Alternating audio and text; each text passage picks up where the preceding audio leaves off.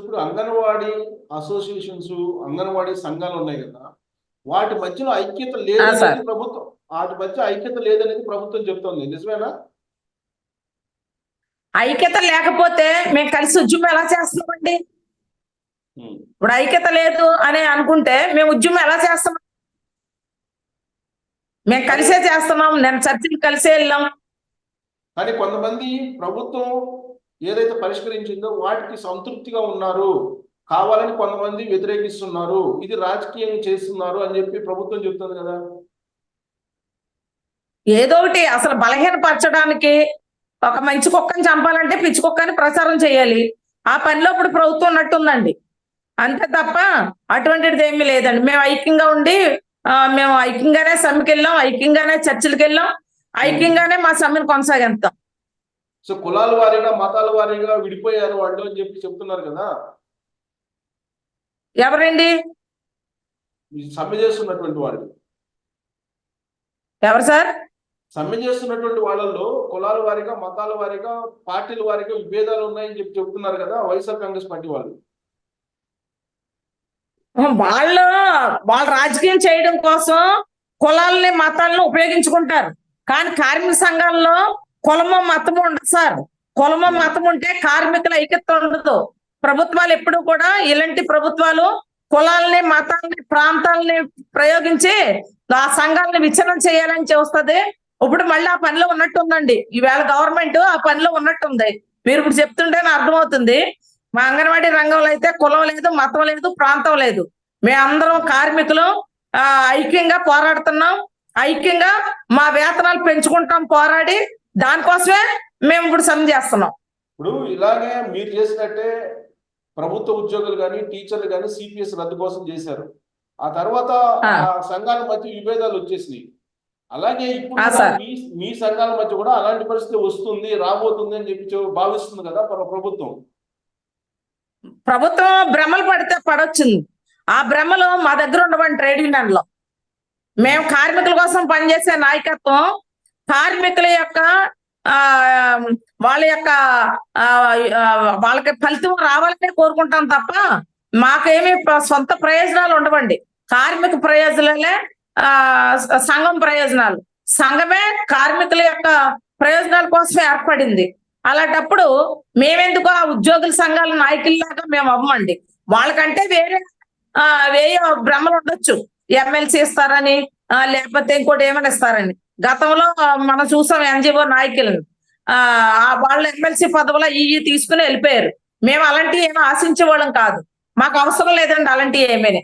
అంగన్వాడీలు వేతనం పెరగడమే మాకు ప్రధానమైనటువంటిది. సో మీతో పాటు ఇప్పుడు సర్వశిక్ష ఉద్యోగులు ఉన్నారు, అలాగే మున్సిపల్ ఉద్యోగులు కూడా 26వ తారీఖు సమ్మె చేస్తున్నారు. మీరందరూ ఐక్యవేదిక ఏమైనా ఏర్పాటు అయ్యే అవకాశం ఉందా? ఐక్యవేదిక ఏర్పాటు అయ్యి ఈ సమ్మెను కొనసాగిస్తారా? ఇంకా అనుకోలేదు సార్. వాళ్ళు ఎవరికాళ్ళే ఎవరి సమస్యల మీద వాళ్ళు పోరాడుతున్నారు. ప్రస్తుతానికి పోరాడే వాళ్ళందరికీ మేము కూడా మద్దతు ఇస్తాం సార్. మరి వాలంటీర్లతో మేము పని చేయించుకుంటాం అని చెప్తున్నారు కదా. ఇప్పుడు బొత్స సత్యనారాయణ ఇవాళ కూడా చెప్పినట్టున్నారు, వాలంటీర్లు సచివాలయ ఉద్యోగులు ఉన్నారు, వాళ్ళు చేయకపోయినా పర్లేదు అని చెప్పి అంటున్నారు కదా. అదే వాలంటీర్లు కొంతమంది కొన్ని జిల్లాల్లో సమ్మెలో ఉన్నారు కదా సార్. వాళ్ళు కూడా వస్తున్నారు కదా బయటికి. అది ఫేక్ న్యూస్. మమ్మల్ని అవమానపరిచింది గవర్నమెంట్ 750 రూపాయలు పెంచి. కాబట్టి మాకు 10,000 8,000 ఇస్తుంది అనుకున్నాం, ఇవ్వకుండా మమ్మల్ని అవమానపరిచింది. కాబట్టి మేము కూడా సమ్మె చేస్తామంటున్నారు వాళ్ళు అంటున్నారు. బట్ ప్రభుత్వం వైపు నుంచి ఏం చెప్తున్నారంటే అది అబద్ధం న్యూస్, కావాలని విపక్షాలు చేస్తున్నాయి తప్ప వాలంటీర్లు అందరూ మాకు ఆడుదాం ఆంధ్రలో పార్టిసిపేట్ చేస్తున్నారని చెప్తుంది ప్రభుత్వం. వాళ్ళు గతంలో కూడా సమ్మె చేయాలని రోడ్డు మీదకి వస్తే బెదిరించి వెనక్కి తీసుకెళ్లారు. కానీ ఎన్నాళ్ళు బెదిరింతారండి అలాగా? వాళ్ళు ఏదో టైంలో వాళ్ళు వచ్చేస్తారు రోడ్డు మీద. కడుపు కాలిన తర్వాత ఆకలి మంటలతోటి ఎవరు ఉండరండి. ఎవరికీ న్యాయం చేయట్లేదు గవర్నమెంట్. మున్సిపల్ కార్మికులు రోడ్డు ఎక్కారు, సర్వశిక్ష అభియాన్ ఉద్యోగులు ఉన్నారు. ఎన్నికల ముందేమో ఒక మాట, ఎన్నికలు అయిన తర్వాత ఒక మాట చెప్తుందనే వాళ్ళు చెప్తున్నారు. అలా ఇంకెంతమంది అయినా రావచ్చు.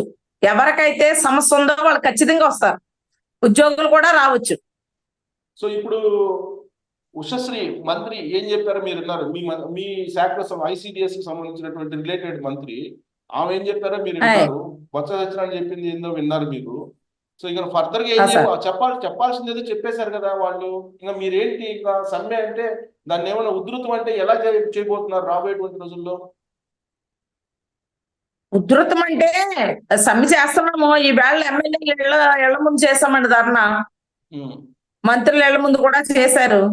అవసరమైతే భవిష్యత్తులో ఇంకా తాడేపల్లి వెళ్ళి కూర్చుంటామండి. ఎప్పుడు అది ఎప్పుడైనా చెయ్యొచ్చు.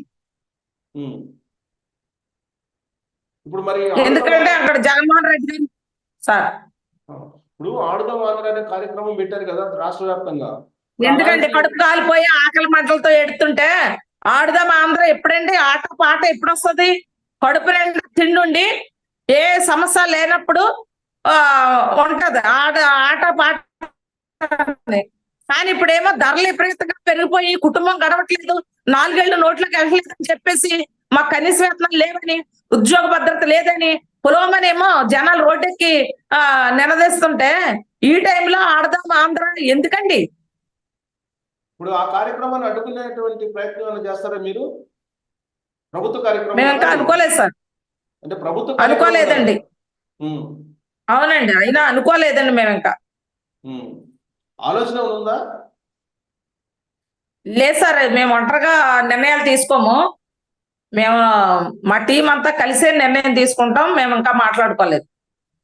సో ఇప్పుడు రాజకీయాలకు అతీతంగా మీరైతే చేస్తున్నారు, బట్ ప్రభుత్వం చాలా చెప్పేసింది, మీరు ఇంకా పేషెన్స్ చూస్తున్నారు. చాలా క్లారిటీగా మేము పెంచము జీతము, మీరు చేతయం చేసుకోండి అని కూడా చెప్పిన తర్వాత కూడా మీరు ఇంకా మేము ఎవరు సపోర్ట్ మాకు అవసరం లేదు, మేము ఒంటరి పోరాటం చేస్తామంటే మీకు న్యాయం జరుగుతుంది అనుకుంటున్నారా మీరు? మేము అందరి సపోర్ట్ తీసుకుంటాం సార్. ప్రస్తుతానికి రాజకీయ పార్టీల్ని రమ్మనలేదు, కానీ భవిష్యత్తులో మాకు ఎవరు సపోర్ట్ చేసినా అందరి సపోర్టు మేము తీసుకుంటాం. భవిష్యత్తులో తీసుకుంటాం. ప్రస్తుతానికి అనుకోలేదు, కానీ భవిష్యత్తులో ఏ కార్మిక సంఘాలు, ఇప్పటికే కార్మిక సంఘాలన్నీ మాకు సపోర్ట్ ప్రకటించాయి, ఉద్యోగ సంఘాలు కూడా మాకు సపోర్ట్ ప్రకటించినాయి. రాజకీయ పార్టీలు ఎవరు వచ్చినా ఎవరు వస్తారు ఏంటి అనేది ఇంకా అనుకోలేదు. వాళ్ళు వస్తే ఖచ్చితంగా అందరి సపోర్ట్ తీసుకుంటాం. మాకు రాజకీయ పార్టీలు ఎందుకంటే రాజకీయం చేసేస్తున్నారు, ఎవరో వెనకాల నుండి నడుపుతున్నారు, ఇలాంటి తప్పుడు ప్రచారం చేస్తుంది రాష్ట్ర ప్రభుత్వం. అందుకోసమని రాజకీయ పార్టీలని రమ్మనలేదు, కానీ భవిష్యత్తులో అందరి సపోర్ట్, ఎవ్వరు సపోర్ట్ ఇస్తానన్నా మేము అందరి సపోర్ట్ తీసుకునే ముందుకెళ్తాం. ఇప్పుడు మీరు ప్రభుత్వ కార్యక్రమాలను అడ్డుకోకుండా ప్రభుత్వాన్ని సవ్యంగా జరిగేలాగా మీరు చేస్తూ ఉంటే వాళ్ళు మిమ్మల్ని పట్టించుకుంటారా? ఇప్పుడు 16 రోజులు అయింది. ఇప్పుడు మీరు ఆడుదాం ఆంధ్ర కార్యక్రమాన్ని మేము అడ్డుకోమని చెప్తున్నారు. మీరు అడ్డుకోకపోతే ఎక్కడికక్కడ అడ్డుకోము అనట్లేదు. మేము ఆడతాం ఆంధ్ర అడ్డుకోము అని అనట్లేదు. అడ్డుకోవాలా వద్దా అనేది మేము వారం రోజులకి సరిపడా ఒక ప్లాన్ రూపొందించుకుంటున్నాం. అది అయిన తర్వాత ఇంకో మళ్ళీ 4 రోజుల తర్వాత మళ్ళీ కూర్చుని మళ్ళీ ప్లాన్ రూపొందించుకుంటున్నాం. ఆ రకంగా మేము మళ్ళీ కూర్చుని మాట్లాడుకుని ఏం చేయాలి ఏంటి అనేది రేపు 3వ తేదీన కలెక్టరేట్లు ముట్టడికి పిలిపించాం. ఆ తర్వాత మళ్ళీ ఏం చేయాలి అనేది మళ్ళీ ప్లాన్ చేసుకుంటామండి. సో సీఎం జగన్మోహన్ రెడ్డి ఎక్కడికి వెళ్తే అక్కడ నిలదీసేటువంటి కార్యక్రమాలు అలాంటివి ఉంటాయా? ఏంటి సార్? జగన్మోహన్ రెడ్డి సీఎం హోదాలో ప్రోగ్రామ్స్ కి వెళ్తే ఆ ప్రోగ్రామ్ అడ్డుకునేటువంటి ఆలోచన ఉందా? అలాంటి ప్రణాళిక ఏమైనా ఉందా మీ దగ్గర? ఖచ్చితంగా అడ్డుకుంటామండి. ఆయనే కాదు, ఎమ్మెల్యేలు వచ్చినా కూడా మేము అడ్డుకోవడానికి సిద్ధంగా ఉన్నాం. ఖచ్చితంగా ఎవరైనా సరే అడ్డుకుంటాం. ఎవరైనా మాకు సమాధానం చెప్పాలి వాళ్ళు రోడ్డు మీదకి వచ్చిన తర్వాత. సో ఇప్పుడు మీరు ఇంత భీష్మించి కూర్చుంటే మరి బాలింతలు, గర్భిణీలు, పిల్లలు వీళ్ళు ఇబ్బంది పడరా? మరి ఫీడింగ్ ఎప్పుడు అంత కంటిన్యూగా ఫీడింగ్ ఏమి ఇవ్వట్లేదండి గవర్నమెంట్. మధ్యలో చాలా సార్లు ఆపేస్తుంది. 15 రోజులు 20 రోజులు ఫీడింగ్ రాకుండా 1-2 నెలలు కూడా ఫీడింగ్ లేని రోజులు ఉన్నాయి. అలాంటప్పుడు ఏం చేస్తున్నారండి? పైగా ఇప్పుడు ఏమన్నా కరెక్ట్ గా అందుతున్నాయి అనుకుంటున్నారు వాళ్ళకి. మేము ఇప్పుడు 15 రోజుల నుంచి ఉన్నాం. మేము తాళాలు పగలగొట్టారు. తాళం పగలగొట్టడం అంటే అంగన్వాడీ గుండెని పగలగొట్టినట్టే కదా, వాళ్ళు గుండె మీద తన్నట్టే కదండి. అలాంటప్పుడు ఒక తాళాలు పగలగొట్టాల్సిన అవసరం ఏమిటండి? తాళాలు పగలగొట్టారు. వాళ్ళు పగలగొట్టి ఏం చేశారు? ఆ సెంటర్ లో కనీసం ఒక గర్భిణిని బాలింతని కూర్చోబెట్టి ఏమైనా ఫీడింగ్ పసిబిడ్డలకు పెట్టారండి? ఆ దారిపోయే వాళ్ళకి కిట్లు ఇచ్చేసి, అలాగే ఎలిమెంటరీ స్కూల్ పిల్లలు తీసుకెళ్ళి సో మీ గుండెలు పగలగొట్టారు కాబట్టి ఉద్యమం అయితే తీవ్రం చేస్తా ఉంటున్నారు. మీ సమస్య పరిష్కారం కావాలని కోరుకుంటున్నామండి. డెఫినెట్ గా మీకు అండగా కూడా మేము ఉంటాము. మీరు పోరాడండి. మీ పోరాటంలో మేము కూడా మీకు Thanks, సపోర్ట్ sir. చేస్తాము. థ్యాంక్ యూ వెరీ మచ్ అండి. మీ అభిప్రాయం తెలియజేసినందుకు. మీకు సమస్యలు నమస్తే. పరిష్కారం కావాలని